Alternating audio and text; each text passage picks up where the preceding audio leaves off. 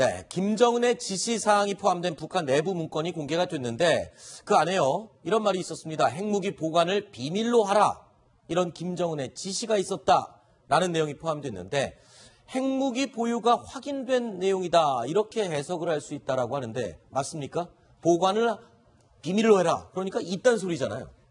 네, 그렇습니다. 북한은 뭐 벌써 오래전부터 자기들이 핵 보유를 했다고 주장을 했죠. 네. 첫 번째 핵실험을 한 그 순간부터 자기들이 핵국가가 됐다고 선언을 했습니다. 네. 그러니까 오늘 그 한 조간신문이 보도한 이 문건의 의미는 어쨌든 김정은이 지금까지 알려지지 않은 현지 지도 가운데 네. 핵 생산 공장, 92호 공장이라는 핵 생산 공장을 갔었고 네. 거기서 일하는 그 노동자들에게 이게 정말 중요한 거니까 핵무기가 중요한 거니까 잘 관리하고 이런 것들을 비밀로 해라. 네. 이렇게 입단속을 시켰다 네. 하는 그런 좀 내밀한 내용이 이 문건을 통해서 공개된 그런데 그런 의미가 있습니다. 북한은 지금 핵무기를 보유했다고 여러 번 주장을 해왔지만 국제사회는 한 번도 북한이 핵을 보유했다라고 인정한 적은 없잖아요.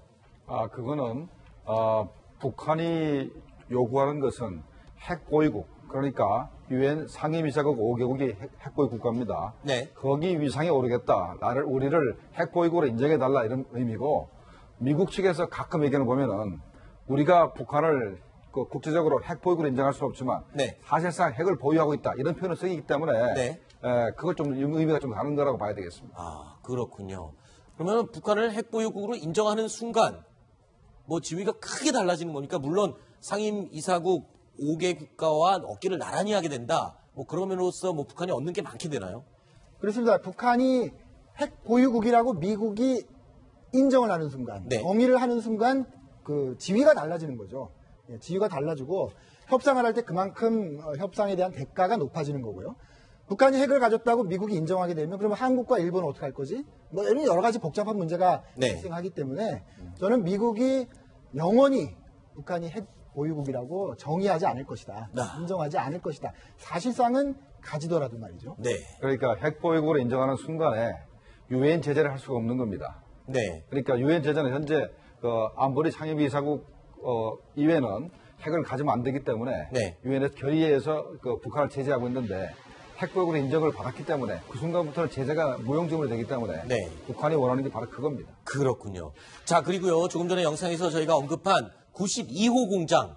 자, 북한의 군수공장으로 추정되는 곳 3곳을 저희가 꼽아봤는데 팔총국이라고 그래서 우리 한국의 방위사업청 역할을 하는 곳이 있고요. 그리고 92호 공장이 등장합니다. 또 룡성 군수정밀기 공장. 이 두 곳이 지금 핵탄두와 미사일을 제작하는 것으로 의심이 된다라고 하는데 네. 어떤 곳입니까? 92호 공장. 네, 92호 공장은 현재 위치를 파악이 안 되는 공장인데 위치도 지금 전혀 파악이 안 되고 있습니다. 아마도 지하에 있는 비밀 북한의 핵무기가 생산된 무기를 보관하고 네. 관리하는 그런 공장인 거로 추정이 되고 용성 군수정밀기 공장은 뭐 지역이 나왔기 때문에 네. 용성에 있는 거로 우리가 파악하면 되겠습니다만 이 세 8천국부터 해가지고 세 공장이 나온 것은 이 김정은이가 지시했던 그 문건들 지시문을 갖다가 네. 세 지역에 세 부처에 세 부서에다가 이렇게 배포하라. 네. 라는 지시가 있었기 때문에 이 세 개가 나오는 것이고 네. 북한이 핵을 개발해서 보관하고 생산하는 그런 공장은 한 30개 정도 되는 걸로 이렇게 추정이 되고 있습니다. 그렇군요. 아까 3곳은 대표적인 곳이었고요. 그런데 이 92호 공장에서요. 또 다른 걸 만든다. 즉 얼마 전에 2월 달이었나요? 북극성 2형을 발사하면서 처음 선보였던 궤도식 바퀴를 가지고 있는 이동형 발사대. 자, 이걸 리대식이라고 북한에서 부르네요. 네, 그렇습니다. 리대식 무한 궤도형 견인차에 미사일을 장착 발사할 수 있게 개발한 것은 성공한 혁명이다라고 문건에 되어 있습니다. 근데 이 문건이 작성된 날짜가 2016년 9월이에요. 네. 근데 사실 네. 대외적으로 공개된 거는 지난 2월이지 않습니까? 맞습니다. 그러니까 훨씬 이전에 개발이 된 거네요. 궤도식 발사대가요. 2월 12일 날 네. 무한궤도형 발사대에서 북극성 2형을 발사했습니다. 그때 우리가 처음으로 이 리대식 견진차를 처음으로 봤는데 네. 언제 개발됐는지 몰랐는데 현재 전문권이 이제 우리가 입수가 됨으로써 작년도 8월 달에 벌써 이 리대식 견인차가 개발된 네. 것을 우리가 확인할 수 있는 겁니다. 네. 그런데 지금 김정은이 자, 이게 성공한 혁명이라고까지 얘기할 정도로 이 리대식 무한 궤도형 발사대, 이동형 발사대를 굉장히 칭찬을 하고 있거든요. 자, 화면을 보면서 도대체 구형 발사대와 신형 발사대 어떤 점이 가장 큰 차이점인지 설명을 좀 해주시죠. 네, 첫 번째는 북한이 미사일을 발사되게 하면은 굉장한 열이 발생하기 때문에 네. 이렇게 고무 바퀴가로 된 그 차량은 바퀴가 탈 수가 있습니다. 아, 오른쪽에 이제 구형 발사대는 바퀴가 고무기 때문에 탈 수가 있다. 그러니까 크기가 작은 스커드나 노동 정도는 네. 바퀴가 타지 않을 정도가 되지만은 지난번에 사거리 5,000km 정도의 화성 12형 정도 되면은 네. 워낙 그 불길이 세기 때문에 타이어가 탈 수가 있죠.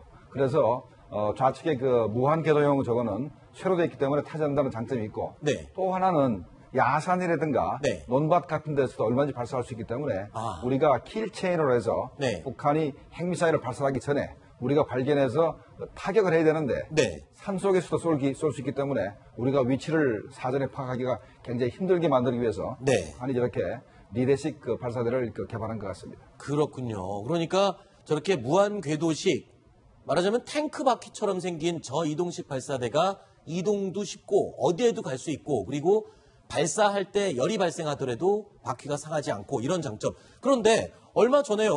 콜드 런칭이라 그래서 차량 발사대를 상하지 않게 그냥 통 발사된 다음에 위에서 공중에서 엔진에 불이 붙는 이 콜드 런칭 기술 개발했다고 또 신나게 자랑했잖아요, 김정은이. 네, 콜드 런치일 경우는 타이어가 탈 리가 없죠. 그렇죠. 그래서 이제 북한이 그 대구경 그다음에 장거리 그 미사일을 쏠 때는 콜드 런치 방식을 많이 씁니다. 그런데 저거를 개발한 이유 중에 그 하나가 현재 유엔의 제재가 굉장히 강력히 시행되기 때문에 북한이 중국에서 몰래 대형 차량, 대형 트럭을 갖다가 수입해 왔는데 네. 그 길이 현재 끊기게 돼버렸습니다. 네. 그래서 그 대형 트럭을 수입할 수 없으니까 북한이 자체적으로 가지고 있는 천마나 선군호 전차를 만들 수 있는 그 기술이 있죠. 네. 그래서 그 캐터필러 기술이 있기 때문에 그거를 이렇게 평소에 보면 그 북한 탱크는 이게 이 차축이 6개 쓰고 추는데 네. 지금 8개입니다. 8개니까 한 2개 더 늘려가지고 네. 아주 개발한 것 같습니다. 그렇군요. 자, 이런 가운데요. 이 CNN이 어제였습니다. 그러니까 날짜는 오늘인 것 같고요. 자, CNN이 지금 북한의 풍계리의 움직임, 핵실험장의 움직임이 활발하다. 이렇게 보도를 했거든요. 이거 뭐 6차 핵실험의 징후가 보이는 겁니까? 어떻습니까? 어떤 내용으로 보도가 된 겁니까? 어쨌든 그 CNN이 뭐 가장 미국에서 유명한 지금 방송사 아니겠습니까? 북한 문제에 관심이 많은데 어쨌든 풍계리에서 이상한 조짐이 있다 이렇게 보도를 해서 북한이 혹시 또 6차 핵실험을 하는 거 아니냐 이제 이런 그 추측을 낳게 하는 그런 보도인데요. 네. 북한이 풍계리에서 수상한 움직임을 보이고 있다는 거는 계속 주기적으로 나오죠. 제 생각에는. 네. 보름 만에 한 번씩 뭐 38 로스도 발표를 하고 CNN도 보도를 하고 그렇게 하는 것 같습니다. 북한이 하여간 그 풍계리 주변에서 계속 뭔가를 하는 거는 뭐 사실인 것 같고요. 또 하나는 지금 이제 한미 정상회담을 앞두고 있지 않습니까? 그걸 앞두고 미중 전략대화가 또 열렸는데 이러한 그 주변국들의 중요한 외교 일정을 앞두고 시위를 하는 거죠. 이게 언제든지 핵실험할 수 있어. 언제든지 문제를 만들 수 있어. 우리 문제를 잊지 마. 라고 하는 그런 정치적인 시위일 가능성이 더 높아 보입니다. 네.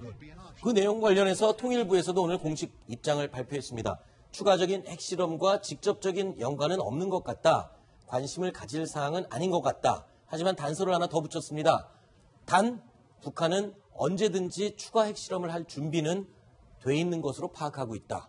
그러니까 6차 핵실험을 지금 못해서 안 하는 게 아니라 지금 기다리고 있는 그런 상황이다. 이렇게 이해를 하면 되겠군요. 그러니까 현재 그 풍계리 근처의 동향 자체가 벌써 금년 봄에 벌써 언제라도 핵실험할 수 있는 준비가 끝난 상태 아닙니까? 네. 최근에 보인 그 동향이라는 것이 그 핵실험 장소에 있는 터널에서 물을 배수하고 하는 그런 거기 때문에 그것 자체가 동향은 동향이지만 이것이 바로 6차 핵실험과 바로 연계된 건 아니라라고 이제 통일부에서 얘기하는 것이고 네. 그러나 북한은 현재 핵실험 자체가 굉장히 정치적 행위이기 때문에 네. 미국과 중국의 동향을 보고 또 한국의 동향을 봐서 자기들이 원하는 시점에 핵실험을 해서 최대한 효과를 노리려고 현재 네. 그 시기를 이렇게 저울질하는 것 같습니다. 알겠습니다.